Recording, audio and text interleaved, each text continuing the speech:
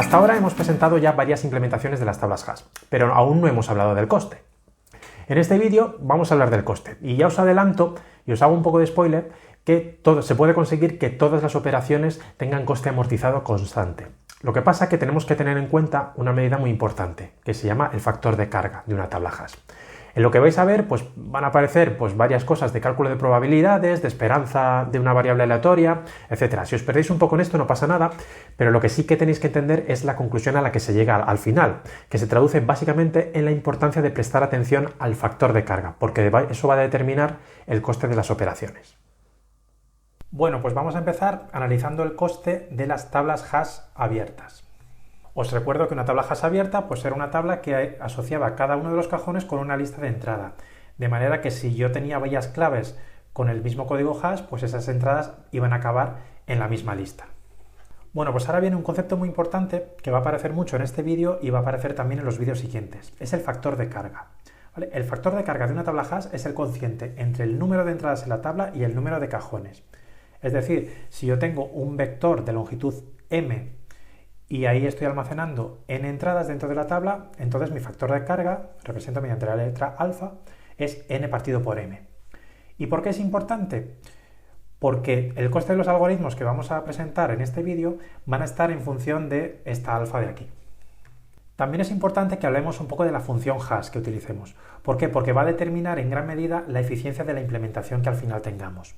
Por ejemplo, una función hash muy mala sería aquella que me enviase todas las claves al mismo cajón. ¿Vale? Entonces, en este caso, yo tendría una situación tal que así. Entonces, claro, todas las operaciones de búsqueda, inserción y borrado tendrían coste lineal con respecto al número de entradas. Eso sería equivalente pues, a tener un vector o a tener una lista.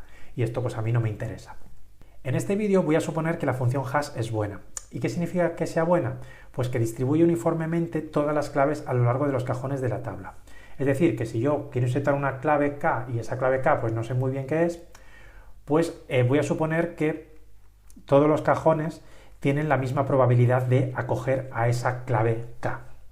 Esta suposición es la que nosotros conocemos como la suposición de dispersión uniforme y es una suposición que vamos a admitir a lo largo del resto del vídeo. Bueno, pues bajo esta suposición yo tendría una situación como la que veis aquí, es decir, pues que todos los cajones tienen una lista en la cual pues la longitud de la lista es más o menos la misma en todos los cajones. Pues puede que alguno que tenga alguno más, otro que tenga alguno menos, pero digamos que la cosa está más o menos equilibrada. ¿Cuál es la longitud media del cajón iésimo? Vamos a suponer que llamamos n sub i a la longitud de la lista del cajón iésimo, es decir, n sub 0 en este caso pues sería 3, n sub 2 pues en este caso sería 2, n sub 5 también sería 3, etc. Bueno, pues ¿cuál es el valor promedio de esa longitud del cajón iésimo? Bueno, pues si suponemos que los elementos están distribuidos uniformemente entre los distintos cajones, pues el valor promedio será el número de elementos que yo tenga dividido entre el número de cajones. Es decir, el valor esperado para la variable n sub i es n partido por m, que es precisamente el factor de carga, por definición. Bueno, pues vamos a cerrar a un análisis en el caso medio de la búsqueda de una clave, en el caso en el cual esa clave no se vaya a encontrar dentro de la tabla. Es decir, yo empezaría calculando la función hash de la clave que yo quiero buscar, eso me llevaría a un determinado cajón y entonces yo tendría que recorrer todos los elementos de ese cajón.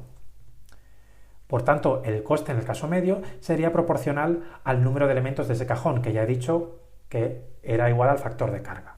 Por tanto, la complejidad de la búsqueda estaría limitada o sería del orden de 1 más alfa. Este 1 más, pues bueno, tampoco es demasiado relevante, sencillamente se refiere al cálculo de la función hash inicial a la hora de decidir la lista en la cual yo tengo que buscar. En cualquier caso, el coste es proporcional a alfa y similarmente también para la inserción y para el borrado. Pasamos a analizar el caso en el cual buscamos una clave, pero esta vez la búsqueda tiene éxito, es decir, vamos a encontrar la clave que buscamos. Bueno, pues hay un resultado que nos dice que el número medios de elementos recorridos viene dado por esta fórmula que veis aquí, 1 más alfa medios menos alfa partido por 2n. ¿Cómo se obtiene esta fórmula? No lo vamos a ver porque es complicado, pero la cuestión es que si expandimos un poco esta fórmula, vemos que esto es igual a 1 más alfa n menos 1 partido por 2n, lo cual pues este n-1 y este n para n grandes digamos que casi se me anulan. Entonces esto sería una cosa parecida a 1 partido de alfa 2 partido por 2, lo cual pues esto está en el orden de 1 más alfa, que es el mismo resultado que teníamos antes para la búsqueda de una clave con fallo. Y para la inserción y borrado pues pasa una cosa parecida. Bueno, pues la conclusión de todo esto es que el coste de las operaciones está acotado por alfa, es decir, estaba en el orden de 1 más alfa. Por tanto, si conseguimos mantener esa alfa por debajo de un determinado nivel, el coste de las operaciones habré conseguido que sea constante. ¿Y cómo consigo esto? Si os fijáis, la alfa es el número de elementos de la tabla partido por el número de cajones que tengo dentro del vector. Entonces, claro, yo a medida que voy metiendo elementos dentro de la tabla, esta n aumenta, lo cual me va a provocar un aumento de la alfa. Sin embargo, si yo consigo, a medida que aumenta la n, que aumente el número de cajones, con eso voy a conseguir mantener la alfa constante, ¿vale? Es decir, consigo que el número de cajones aumente proporcionalmente con el número de entradas y con ello consigo mantener la alfa acotada. Esto es lo que se conoce como una tabla dinámicamente redimensionable, que vamos a ver en otro vídeo distinto. Bueno, pues ahora pasamos a analizar las tablas hash cerradas. Os recuerdo que la tabla hash cerrada, pues básicamente eran aquellas en las cuales cada cajón contenía una única entrada y en el caso de que yo tuviese colisiones, pues yo tendría que buscar posiciones alternativas a la hora de buscar hueco a la clave que yo quería insertar. Al igual que las tablas abiertas, aquí también tenemos el concepto del factor de carga, que se define exactamente igual, el número de entradas dividido entre el número de cajones, pero ojo, aquí el número de entradas siempre es menor o igual que el número de cajones, porque como mucho tengo una única entrada por cajón. Esto significa que el factor de carga aquí siempre va a ser menor o igual que 1. Vamos a empezar analizando el caso medio en el cual buscamos una clave y esa clave no la vamos a encontrar. ¿Cómo funciona esto? Pues yo voy a empezar buscando una determinada posición. Si esa posición está llena, pues busco la siguiente posición alternativa. Si no está libre, siguiente alternativa, etc. Así hasta que llegue a una posición libre. Entonces yo voy a llamar n a la variable aleatoria que me dice el número de posiciones que yo voy a visitar antes de llegar a la posición libre que me confirma que esa clave no está dentro de la tabla hash. ¿Cuál es la probabilidad de que esta variable aleatoria sea mayor o igual que 1? Es decir, ¿cuál es la posibilidad de que yo tenga un intento fallido antes de llegar a la primera posición vacía? Bueno, pues yo primero calculo la clave hash el código hash de la clave que yo quiero buscar. Entonces, eso me va a devolver una posición.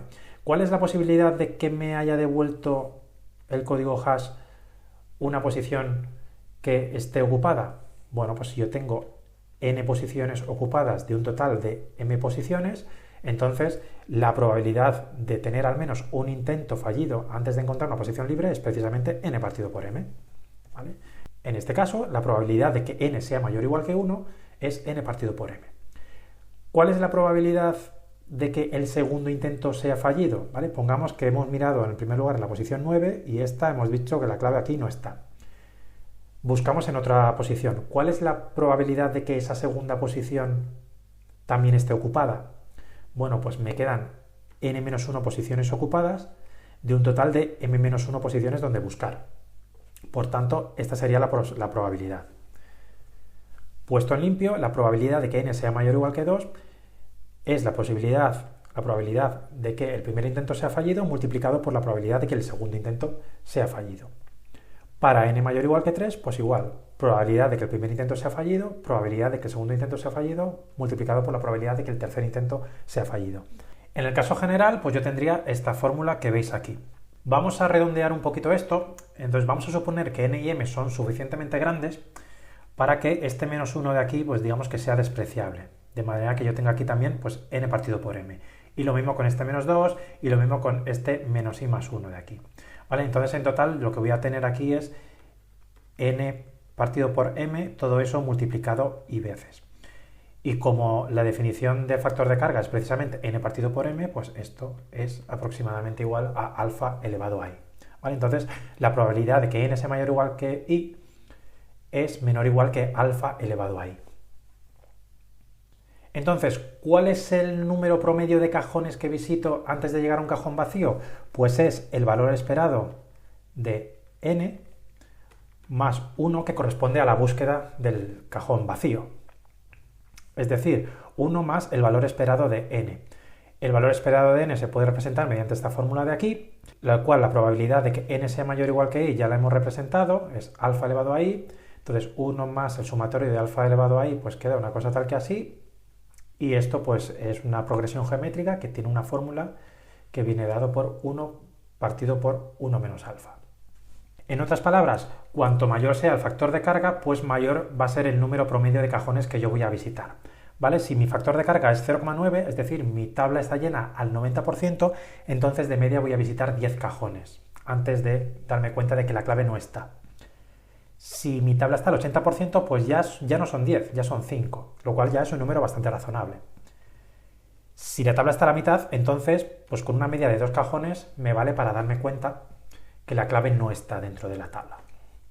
En el caso en el cual la clave que estoy buscando sí se encuentra dentro de mi tabla, pues el promedio de cajones visitados es esta fórmula, viene dado por esta fórmula que tenéis aquí. ¿Vale? Para que os hagáis una idea, si la tabla está al 90%, pues eso significa que yo visitaría 2 cajones y medio, en el caso medio, para darme cuenta de que la clave, o para encontrar la clave que yo estoy buscando. Si está al 80%, entonces de media voy a visitar 2 cajones hasta encontrar esa clave. Y si está a la mitad, pues entonces de media es 1,3 cajones. Lo cual, pues oye, pues también está muy bien. La consecuencia de todo esto es que si al final consigo mantener el factor de carga estrictamente menor que 1, el coste de las operaciones va a ser constante. De hecho, con un valor de alfa inferior al 80%, pues ya conseguía un número de intentos bastante razonable. Y de nuevo, ¿cómo conseguimos mantener que el factor de carga sea constante? Bueno, pues ya lo hemos dicho. Depende proporcionalmente de n y de m. Si el número de entradas en mi tabla aumenta, pues voy a tener que aumentar el número de cajones en consecuencia. Es decir, haciendo que el número de cajones aumente proporcionalmente con el número de entradas. Es lo que se conoce como una tabla dinámicamente redimensionable. Bueno, pues aquí paramos con nuestro análisis de coste. Si queréis más información sobre cómo se han obtenido todas estas fórmulas de aquí, pues podéis mirar el libro de Cormen y Leisserson, o también se explica brevemente también en el libro de Ricardo Peña, de diseño de programas.